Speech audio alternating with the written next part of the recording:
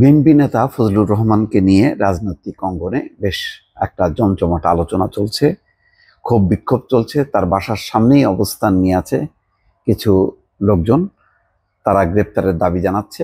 আইন শৃঙ্খলা রক্ষাকারী বাহিনী সেখানে অবস্থান করছে। এই অবস্থায় ফজলুর রহমান বলেছেন যে তিনি শোকজের জবাব দেবেন, সেই জন্য আরও 24 ঘন্টা সময় দিয়েছে দল তাকে। এদিকে ফজলুর রহমান বলছেন যে আমাকে মেরে ফেললেও কোনো জিডি করব না।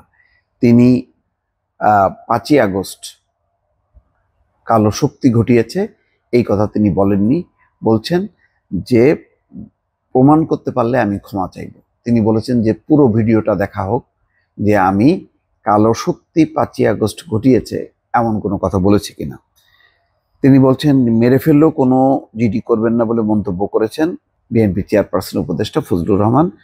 সোমবার দুপুরে সুপ্রিম কোর্ট আইনজীবী সমিতির ভবনে ল রিপোর্টার্স ফোরাম কার্যালয়ে সংবাদ সম্মেলনে তিনি এই কথা বলেন। ফজলুর রহমান বলেন, আমি যে কথা বলছি ছাত্ররা, ছেলেরা যদি মনে করেন বা অন্য দলের লোকেরা মনে করেন জামাত শিবির মুক্তিযুদ্ধ বিরোধী লোকজনের বিরুদ্ধে আমি কথা বলেছি, আমি বলবো।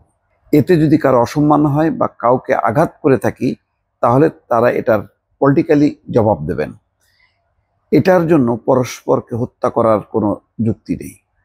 এই নিয়ে আমার বাসার সামনে মব সৃষ্টি করা তো কোনো কারণ হতে পারে না। তিনি তাও বলেছেন যে 2জন ব্লগার বা ইউটিউবার বিদেশ থেকে তাকে হত্যার হুমকি দিয়েছেন।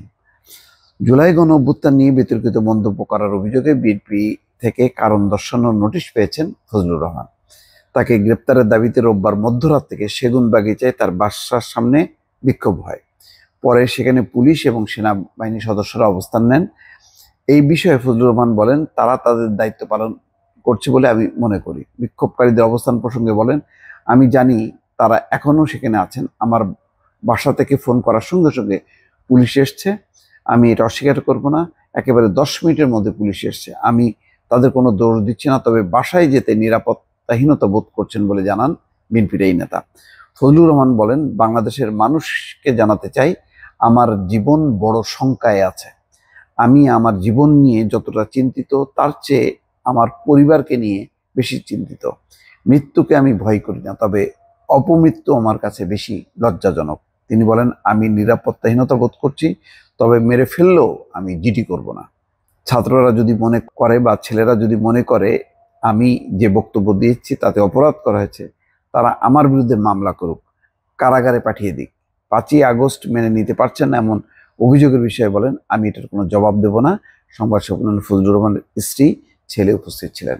এরকম একটা বিব্রতকর পরিস্থিতি তৈরি হয়েছে ফজলুর রহমানকে ঘিরে। এটা কারা বিক্ষোভ করছে ঠিক স্পেসিফিকভাবে এখনো গণমাধ্যম তাদের বিষয়ে প্রকাশ করেনি। ধারণা করা যায় যেহেতু জামাত শিবিরকে টার্গেট করে বলেছে, ফলে অন্য ব্যানারে হয়তো তারা খুব বিক্ষোভ করেছে। কিন্তু তিনি বলছেন যে কালো শক্তি 5ই আগস্ট ঘটিয়েছে এরকম বক্তব্য তিনি বলেননি। তিনি হয়তো কালো শক্তি জড়িত থাকতে পারে জামাত শিবিরকে লক্ষ্য করে বলছেন, এবং বলছেন যে এই ব্যাপারে কোনো আপোষ নেই।